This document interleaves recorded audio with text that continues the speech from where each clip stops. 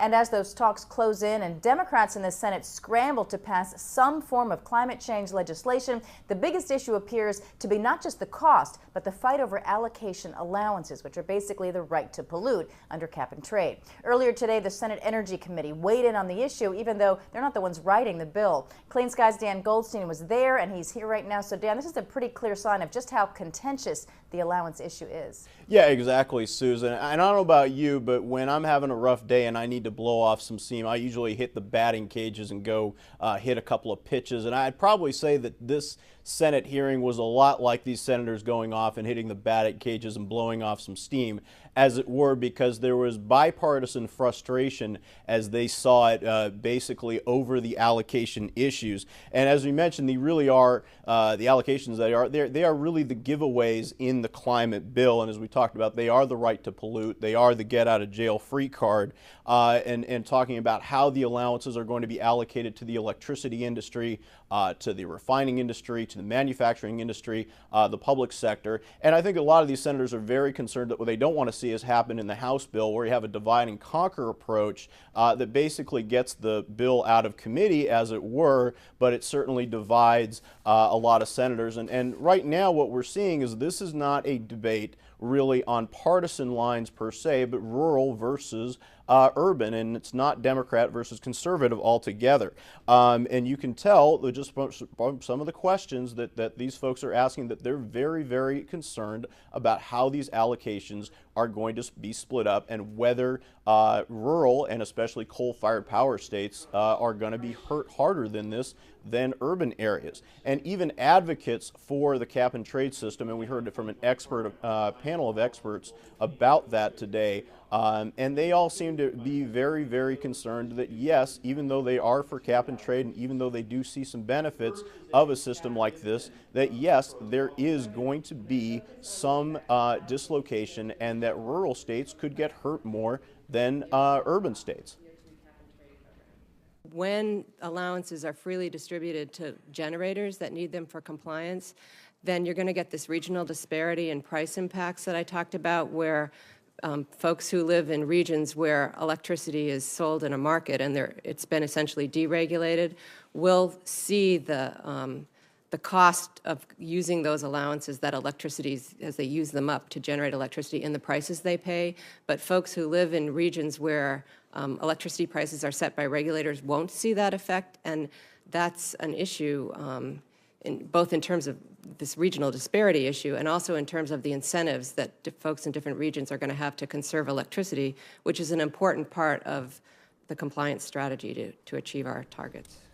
Now, one of the key things that a lot of these senators and the panel that you heard talking about is what they call the rebate, or they call it basically the cap and dividend part of this, and that's at least what Democrats are calling it. And that is going to be the rebate from these auctions of these allowances back to low-income families to basically help them deal with the higher electricity prices that many analysts expect that they're going to get. Especially, they don't want it to be a regressive tax, as it were, on the people who are least able to pay. But here's the challenge, and they freely acknowledge this, that this rebate, at least we heard from this hearing today, the rebate is not going to be allocated based on hurt. It may be a one-size-fits-all kind of a rebate, kind of as it were with the Social Security benefits, the $250 check that we've been hearing going out to seniors. Well, that may be very good if you live in South Dakota and the cost of living is low, but if you live in New York City, $250 is not going to go particularly far. And the concern really is that's going to be reversed, whereas you may get a rebate, as it were, if you live in West Virginia, but because your electricity prices have shot up so much because you depend on coal-fired power, it's not going to go very far at all. And so they're very concerned, at least we heard, there's some bipartisan concern about how all this is going to shake out.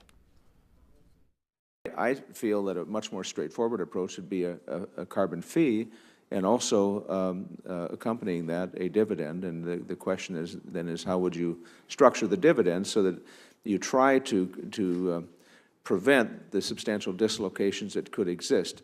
The other question then outside of that is, if your dividend moves most of it back to the American people, which I would want to do, then how do you raise the funding that is necessary for the research and technology to decarbonize the use of coal, just as one example, which I think is going to require a lot of money, and I'm more inclined to support some very minimal wires charge, which some have suggested could raise, with a very low percentage, raise a substantial amount of money over a 20-year period or so. But I do think that we should be appropriating that money as an appropriator.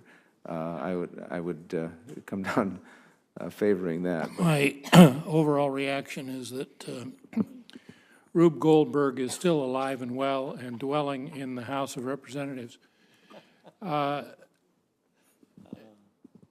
This is an incredible mess. We're talking about taking money from people in an effort to cure the planet. We're going to spend some of that money, clearly, in ways that produce no new tangible economic benefit, because it costs money to sequester carbon, and there's no impact on quality of living, on the standard of living. It costs money to do the kinds of things you're talking about, and that money will be spent, but the standard of living will stay the same. And we say it's worth spending that money because it will save the planet. But somehow there's going to be more money than that is spent in the actual costs of remediating carbon that will be available to be distributed in some way, because we're creating this system and trying to follow the threads of where it will come from and where it will go and who will be disadvantaged and how the government will step in and see that this person is made whole and this entity is made whole and this entity is punished for depending on coal and this group is benefited for depending on natural gas, becomes an incredible mess. And you heard from Senator Bennett of Utah there. And I think also one other particular quote of note was Senator Lisa Murkowski of Alaska, and she said that basically these allowances, in her words, quote, would be a decade-long earmark. And bottom line, Susan, what really probably is going to happen is that these senators are simply looking at probably what's the least politically damaging option. They already have basically said that a carbon tax isn't going to happen. They say that's politically unpalatable. Doing nothing is going to be even worse, especially with Copenhagen right around the corner. So they're really stuck with this cap and trade system. Susan? So, Dan, how important is what we're hearing from Democrats on the committee? Well, Susan, that probably is going to be make or break for the bill, because, as you can imagine, any skepticism from Democrats is going to really hurt them when they have to get to the magic number of 60 in order to shut off the vote. There are a few Republicans who might be wavering and on the fence on this one. Murkowski might even be one of them herself. But it's really interesting to see that even some of the Democrats who normally would vote in line with this really are looking at it and saying, am I really going to be voting for what could be the biggest energy tax in history? Right, all right. We'll be watching to see how that bill changes. Dan Goldstein, thank you.